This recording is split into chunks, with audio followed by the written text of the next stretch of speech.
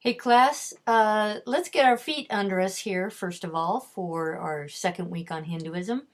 All right, so let's move our way around the globe, get away from Laramie and Wyoming. And I always get a little tippy when I'm moving the globe around. There we go. Okay, let's get over and let's think about what we mean when we say, whoa, stop globe, when we say South Asia.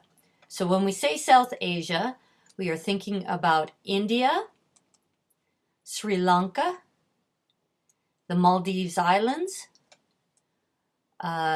We've got Bangladesh and Bhutan and Nepal and Pakistan. So here we are with South Asia. We're developing our appreciation of Hinduisms, the multi-layered tradition that calls itself Sanatana Dharma, the eternal law, truth, and teaching, as our authors say on 338. We know that Brahma is the original source of creation and spoke the original Om with which the world of Maya came into being.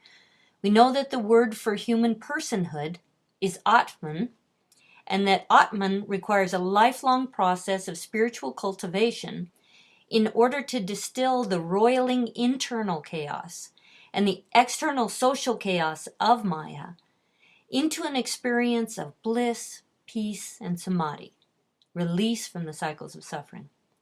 Through a life of devotion, one might realize that Atman is Brahman, full experience in every molecule of one's being of the divine consciousness. Right, so here let's have a little Ganesh in the background now that we've got our feet in India and we're thinking about religious practice, because such a parade ceremonial as this is the kind of thing one would be so likely in one's travels in India to get the chance to see. And besides, I'm working with computers. I've got to have a fix-it God nearby. This week's readings begin to break down the big picture of Sanatana Dharma into bite-sized pieces upon which we can chew and reflect. The first piece we hear about is Varnashrama Dharma, the day-to-day expectations for people born into caste-conscious society, and that expectations change over the course of a person's life. Excuse me, Ganesh. Varna lets us know that we are talking about Varna, the castes, and social order. The Shrama comes from Ashrama Dharma, and you can hear the word ashram in there, the place of study. We approach the term Varna Shrama Dharma knowing that it reflects a worldview in which people understand that their lineage, who your parents were, confers upon you a place in the world of Maya, and it is your duty to maintain that place appropriately, passing through ritualized thresholds of responsibility. Now, if we break down Varna Shrama Dharma, our authors have the subheadings of life cycles, gender, yoga, puja and darshan, festivals, and pilgrimage. So let's just whip through them. With the life cycles, samskara is the key vocabulary word here, refers to the many rituals that a family can undertake to mark the transition of a boy-child's life as he matures to householder. I particularly like the imagery of the pre-birth samskara, by which a mother's hair is parted to assist in the developing mind of the child she carries, right? That opening up so that their mind might develop. For those who take the renunciant path, they undergo a kind of ritual death as their former self, leaving the realm of the householder samskaras and adapting instead the strenuous asceticism of sadhu life, renouncing all the kama, the pleasure, that would otherwise be celebrated as part of the Varnashrama Dharma. Now, gender roles is their next category. You might ask yourself, why did they start with life cycle and then go into gender role? Shouldn't life cycle be covering everybody? And we realize, well, no, the samskaras are designed, this is a male-centered set of rituals. And so our authors want to jump right in here and raise the issue of gender. right? Okay, if that's what a guy gets are the samskaras, and everybody's going to mark these stages, what about women? So the key vocabulary term for gender here, really for women's lives, are the laws of Manu. I want to encourage you to do the following. Adapting your academic persona, whether that takes glasses or a turban or whatever it is that helps you shift. Read the laws of Manu out loud on page 329 and consider what it means to have a tradition in which women are figured as deific. We've seen our pictures of Kali, the fierce goddess who with a necklace of men's heads, and we know that there are consorts for all of the avatars of Vishnu. So we know that the feminine is pictured in the divine pantheon in a way that it's not in a Christian tradition, for instance. So we have a pantheon that's full of imagery reflecting the feminine and the erotic, and females' sexual power and females' other kinds of powers. And so with that pantheon on top, though, their everyday lives are largely conscripted by the, daily ethic of the laws of Manu. So think to yourself what it might feel like to be raised knowing that this is your dharma. This is your responsibility to read, obey, and follow these laws. If any of you saw the film Bend It Like Beckham, you'll know how difficult that is for especially contemporary women, especially women of the Indian diaspora who are not so embedded in the landscape of India. All right. So if you are interested in the scholarly study of this question of an overarching feminine that includes a divine pantheon that includes the feminine, but an everyday life that looks to be second class, and please know this is a great collection where every scholar there is saying, wow, we thought once we saw all this pantheon that maybe women's lives would reflect that, and it doesn't seem like that's quite what happened.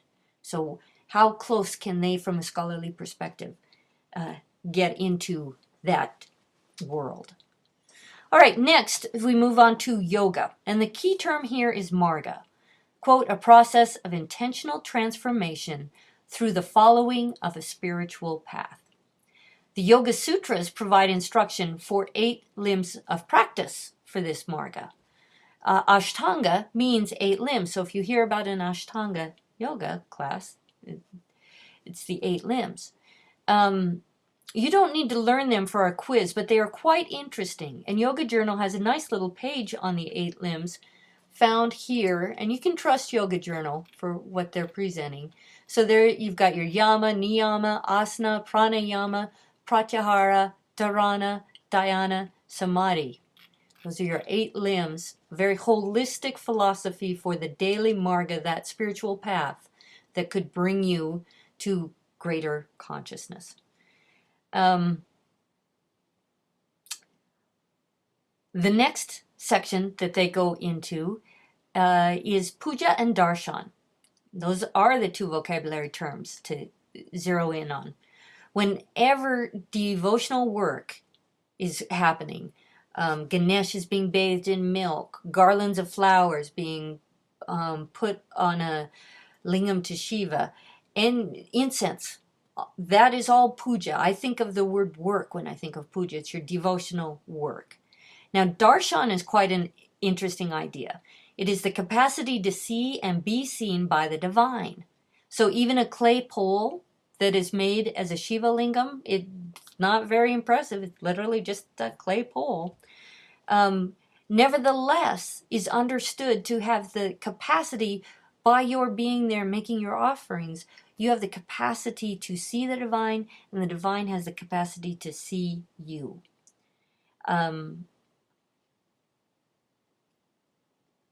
So that's understood to be a place at which one can seek darshan, an altar like that. You can seek the divine in the clay pole and seek to have Shiva look upon you and bestow you with his power. Now, Then we go on to the festivals and pilgrimages. There's never been a festival to celebrate winter wheat here in Wyoming or in Montana that equates with the Festival of Holi.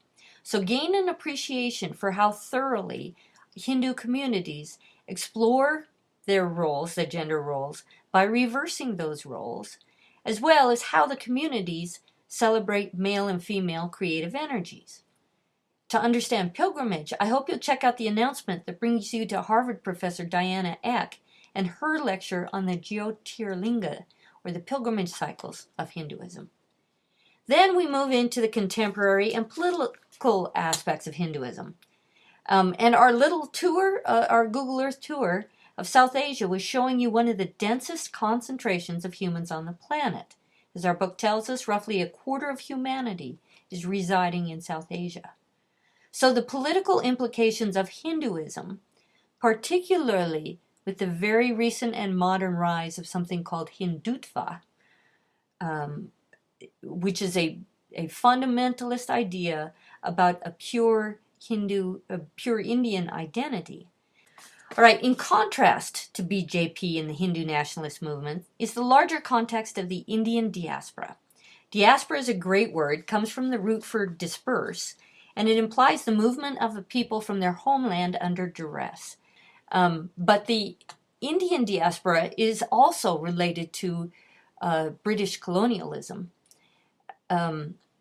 Looking at the map on page 336, you will see that move out from India to, and those of you who've traveled to the West Indies, South Africa, Mauritius, Australia, and New Zealand will be familiar with the sight of Indian restaurants and shops that can be found in all of these places.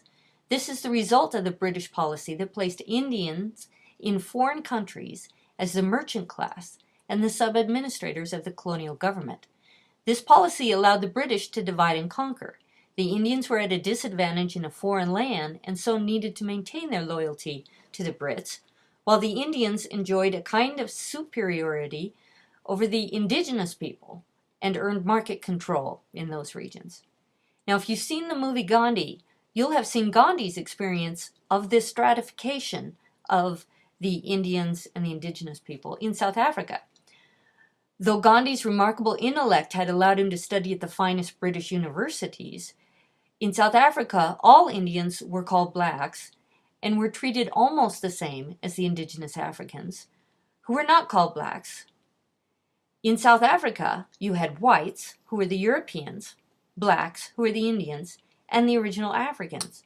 And the Indians were the go-between for the military and merchant roles in service of the whites. Now, our authors conclude with an additional reference to the role of gender in contemporary India, and the recent high-profile gang rapes in India attest to the seriousness of women's vulnerability, but also the creation of a new fast track for court cases addressing women's safety attests to the improving status of women in human rights issues. So, as surely as you are going to find yoga classes at UW, who'd have thought that would happen? You will now begin seeing so many references to Hinduism on the global stage that you will be very pleased with your new level of introductory knowledge shining a light on your world.